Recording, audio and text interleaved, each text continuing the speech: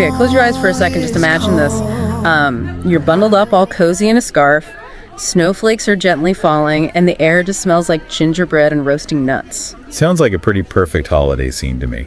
That's the magic of German Christmas markets, and that's exactly where we're headed on today's deep dive. I am ready to be transported. You sent me this amazing list of the top 10 Christmas markets in Germany from Peter Hahn. Oh, yeah, they have some really great ones. I am so ready to map out my holiday trip, but before I get lost in visions of sugar plums and twinkling lights, I gotta ask, did these markets always start out like this? Were they always about handcrafted ornaments and glue wine? That's a great question, and it speaks to how much these markets have evolved. I mean, they're so festive now. I know, right? What we see today, these vibrant celebrations of Christmas, actually started as, well, very practical markets in the late Middle Ages. So not exactly the picture-perfect holiday scene we imagine today. Not quite. Imagine people bundling up against the cold just to stock up on essential food and supplies, things they needed to survive the harsh winters.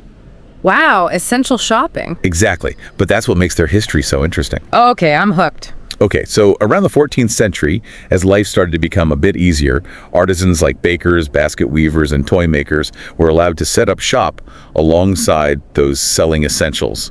And that's when things started to feel a bit more festive. So it's like a slow transition. Yes, a very gradual evolution over centuries. Got it. So it wasn't like a sudden shift. No, not at all. But this gradual evolution mirrors how society was changing. You know, as communities became more prosperous, they had more time and resources to actually enjoy celebrations. Makes sense. And over time, those markets changed to reflect that, becoming more about joy and community than just survival. Exactly. So fascinating. Okay, I'm already getting swept up in all the history here, but Yeah. I am itching to hear about the markets themselves. Where should we start? Well, according to Peter Hahn, our first stop should be Hamburg. Oh, I've heard great things. Hamburg is a vibrant port city with not one, but two distinct Christmas markets. Wow, two. Yep. There's White Magic on the Jungfernstieg, which is super elegant with these stunning white pagodas, and they're set against the backdrop of the Ulster. Oh, wow, that sounds beautiful. Imagine strolling along the waterfront, sipping glue wine, which, by the way, is delicious hot mulled wine with a giant Ferris wheel. So festive. Right. And then you have the historic market at the Rathausmarkt right in front of the impressive Hamburg City Hall. And that one's got a more traditional vibe, with rows of charming wooden stalls, and they're selling ornaments, toys, and all kinds of festive goodies. I am loving the contrast. Elegant and modern versus traditional and historic. Hamburg sounds like it has something for everyone. It really does. Plus, they have some really unique events. Like what? Well, they have the election of the Hamburg Ice Princess. Tell me more about that. So it's a tradition where they choose a young woman to represent the spirit of the market. Pretty cool. That's awesome. And what else? Let's see, they have New Year's Eve fireworks over the harbor. Spectacular. Oh, and they even have a visit from the Three Kings on Epiphany. Oh, wow. Okay, Hamburg is officially on my list. All right, let's keep going. What about Nuremberg? I've heard so much about their Christkindlesmarkt. Ah, Nuremberg. It's like the quintessential German Christmas market, you know. World famous for a reason. I can only imagine. It dates all the way back to 1628. It's steeped in history and tradition. Okay, so paint me a picture. What's it like? Okay, imagine this. It's the first Sunday of Advent, and the Christkind, who's a young woman dressed in a golden robe and crown, delivers a prologue from the balcony of the Frauenkirche. That sounds amazing. Oh, and that officially opens the market. I'm getting chills just thinking about that. So ceremonial, so full of meaning. Right. And the market itself is just as enchanting, you know. You have those red and white striped stalls lining the square. They're selling everything. Traditional wooden toys, delicate glass ornaments, and then you have those delicious Nuremberg gingerbread cookies, Lebkuchen. Oh, yeah, I've heard of those. Oh, and you can't leave without trying the Christstollen, which is a traditional fruitcake. You had me at fruitcake. It really is like a taste of Christmas. And, of course, there's the Nuremberg Bratwurst. Oh, how could we forget? Those are legendary. Okay, so much to experience in Nuremberg. All right, what's next? If sheer scale and grandeur are what you're after, Yeah. then we have to talk about Stuttgart. Okay, I'm intrigued. Tell me more. Stuttgart's home to one of Europe's largest Christmas markets. What makes it so grand? Well, imagine over 280 stalls, and they're sprawled out across multiple squares. And each one is more beautifully decorated than the last. I'm sold. The roofs of the stalls are like miniature works of art. They're adorned with festive scenes, and the aroma of roasted almonds and glühwein just fills the air. Okay, stop. You're making me hungry. It sounds like a shopper's paradise. It truly is. Yeah. And beyond just the shopping, there are so many unique things about Stuttgart. Like what? Well, they have a giant advent calendar on the town hall, which counts down the days until Christmas. Oh, And then they have a special Christmas concert at the Old Palace, where you can listen to traditional carols. in a historic setting. I love it. I know, right? And you can't forget to pick up a nutcracker as a souvenir. They're iconic. So much to see and do. Okay, this Christmas market tour is off to an incredible start. Where to next? How about we continue south to Munich, another city with amazing Christmas markets. I'm ready. The Munich Christkindlmarkt has a history going all the way back to 1310. Back then, it was called the Nikolausmarkt. Wow, that's going way back. It's still held in Marienplatz, the central square, and it's known for being very traditionally Bavarian. I'm picturing lederhosen and gingerbread hearts. Pretty much. It's all about those authentic, handmade goods, from blown glass ornaments to intricate wood carvings. I love all those handmade things. Me too. And speaking of carvings, you have to check out the Krippelmarkt. It's a section of the market completely dedicated to nativity scenes. So a market within a market. I love that. Some of them are so detailed, like real works of art. And what about this massive Christmas tree I keep hearing about? Oh, that's in front of the town hall, and it's incredible. Picture a towering evergreen, 30 meters tall, with thousands of twinkling lights. It's truly magnificent. And that's right in the heart of the Christkindlmarkt. Yep, you can't miss it. Munich sounds magical, definitely adding it to the list. What other Christmas treasures await? Welcome back to our Christmas market deep dive. As we've been whisked away to Hamburg, Nuremberg, Stuttgart, and Munich, I've been thinking about how much history is woven into each of these markets. It's not just about the festive atmosphere, is it? It feels like centuries of tradition just coming to life. You're right. We talked about how they evolved from those practical medieval markets. But think about Nuremberg's Christkindlmarkt, dating all the way back to 1628.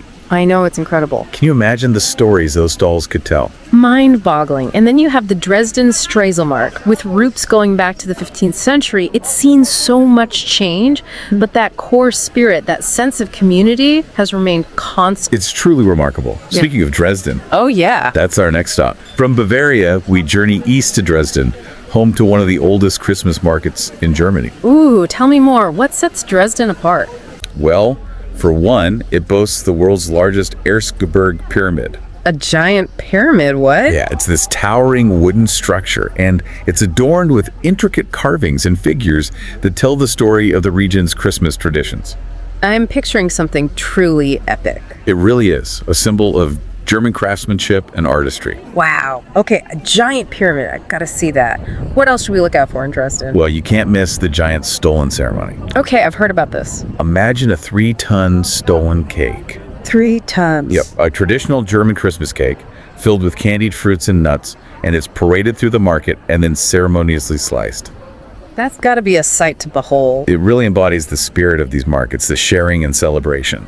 3 tons of Stollen. I am making a note to pack my stretchy pants for this trip. Good idea. Now, I know Dresden is known for its Stollen, but what other treats should we be on the lookout for? Oh, get ready for a culinary adventure. My taste buds are ready. We've already talked about Glühwein, Lebkuchen, and Christstollen, but there's a whole world of flavors to discover. I'm listening.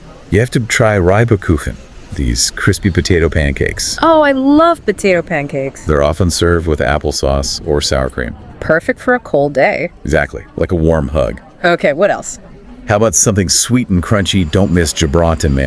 Candied almonds. Those are always a good choice. They're roasted over an open fire. The aroma alone is incredible. Okay, I need to try those. Anything savory. Let's see, if you're looking for savory and satisfying, try Flammkuchen. I've heard of that. Isn't that like a thin flatbread? Yep, crispy flatbread, typically topped with creme fraiche, onions, and bacon.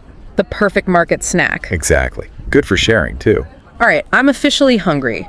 But before we get too carried away with all the food, let's shift gears for a second. We've talked about history, the sights, the smells, but what about the meaning behind these markets? Yeah, what do you think their significance is from a cultural perspective? Well, I think it goes beyond just the festive atmosphere and the food. Right. It's a reflection of German culture, their values. I agree. The emphasis on tradition, craftsmanship, community, and just the shared sense of joy. Like stepping into a living embodiment of those values. Exactly. What makes them uniquely German, though? Well, think about it. In a world that's often so fast-paced and individualistic, these markets offer a grounding. I like that, a grounding. Yeah, a reminder of what really matters. It's like slowing down, taking a breath. It's about connection, community, and creating those memories with loved ones. It's beautiful, and it makes me wonder, are there lessons we can learn from these markets? Things we can apply to our own lives, even if we're not in Germany? Absolutely. First, that emphasis on slowing down, appreciating the simple things. The markets encourage us to savor the moment. Be present. Yes. Connect with others. Find joy in the little things. Like a beautifully crafted ornament. Exactly, or sharing a laugh with a friend over a mug of glue wine. It's not letting the hustle and bustle overshadow the true spirit. Exactly. And secondly, that importance of community and tradition. That sense of belonging. The markets remind us we're part of something bigger than ourselves. That we have a shared history. And a responsibility to carry those traditions forward. So it's not just the lights and the food. It's about connecting with our roots, celebrating what makes us human. It's a powerful message, especially during the holidays. It really is. And speaking of celebrating, we can't forget about the artisans. Right, the people behind it all. We've talked about all the incredible handcrafted goods, but we have to remember that behind each piece is a skilled artisan. Who's poured their heart and soul into it? They're the ones keeping the traditions alive. And by buying those handmade things, we're not just getting something unique. We're supporting their livelihoods. And helping those traditions thrive. It's a beautiful cycle. It really is. It speaks to conscious consumerism. Being mindful of where things come from and the impact of our purchases. It's supporting local, it's making sustainable choices. That's right. It's great that so many markets are making an effort to be more sustainable. It's fantastic. I love that. What kind of things are they doing? Well, a lot of markets are using reusable cups for glue wine. They're encouraging recycling. And they're sourcing local and sustainable ingredients for their food stalls. It's being festive, but also good to the planet. Find that balance. I love, okay, we've covered so much. History, traditions, culture, food, even sustainability. But before we move on, I have a question. Go ahead. So let's say someone is planning a trip to Germany just for these Christmas markets. What tips should they keep in mind? Oh, that's a great question. Well, planning is key. Especially during the holidays. Exactly. Timing is crucial. Most markets run from late November to late December, but the exact dates vary, depending on the city. So check those dates. Yeah, check the official websites. You don't want to be disappointed. And it's probably pretty crowded, especially on the weekends close to Christmas. You're telling me if you have any flexibility, I'd say visit during the week or earlier in December. For a more chill experience. Exactly. And book accommodations in advance, definitely. I bet those fill up fast. Oh, yeah, especially in popular spots. And what about transportation? Should people be thinking about that now? Well, Germany has great public transport, but it can get busy during the holidays. Makes sense. Plan your routes beforehand. Less stress that way. Any packing tips? Pack for the weather. I imagine it's pretty cold. Oh, yeah. German winters can be cold, so warm clothes are a must. Like hats and gloves? Yep. Scarves, a good waterproof jacket, Essentially. and comfortable shoes. You'll be doing a lot of walking. So true. What about navigating? I always get a little turned around in new places. Having a map of this city or a navigation app on your phone can be a lifesaver. Especially in those big cities. Yeah, where the markets are spread out. So we don't miss any hidden gems. Exactly. And one last thing. You know a little German, right? Yeah, I know a few phrases. Should I brush up? Well, a lot of people speak English, especially in tourist areas, but knowing some basic German phrases can make things easier. And it shows respect for the culture. Exactly. Simple things like Guten Tag for hello, Danke schön for thank you, and Frohe Weihnachten for Merry Christmas can go a long way.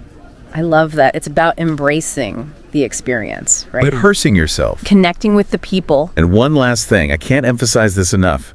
These markets are about more than just shopping or getting that perfect Instagram pic. Right. It's deeper than that. They're about slowing down, connecting with others, enjoying the season, and creating those lasting memories. It's about the feeling. Go with an open heart.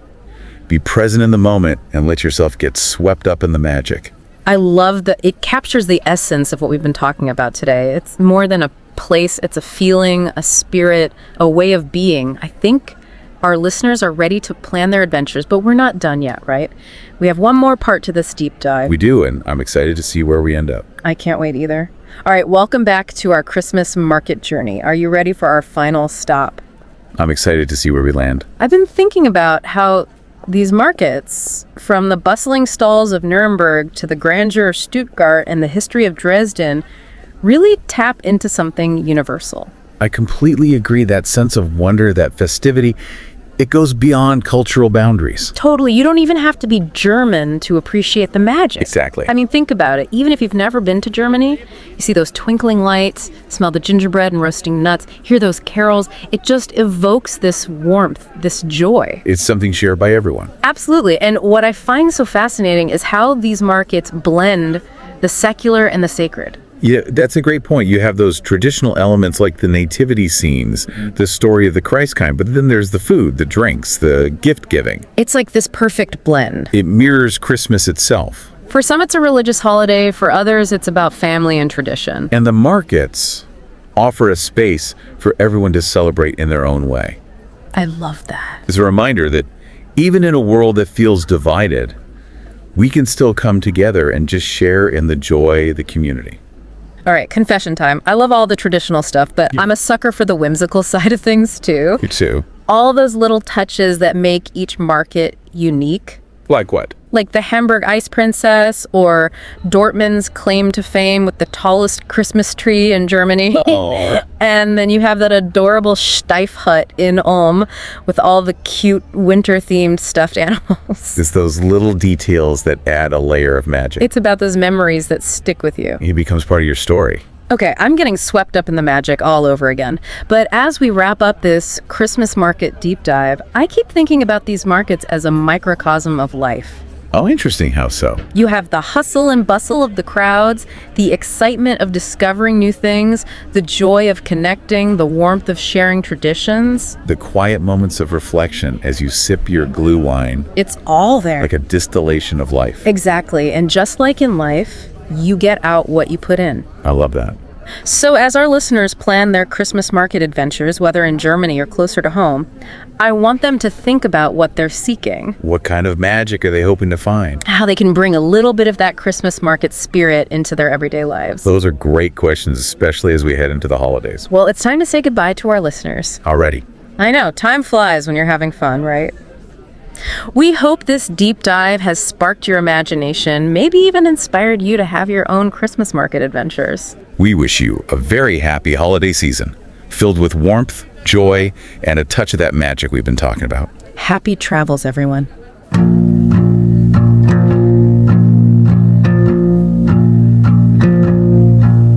Silent night, holy night, all is calm, all is bright, round yon virgin mother and child, holy infant so tender and mild.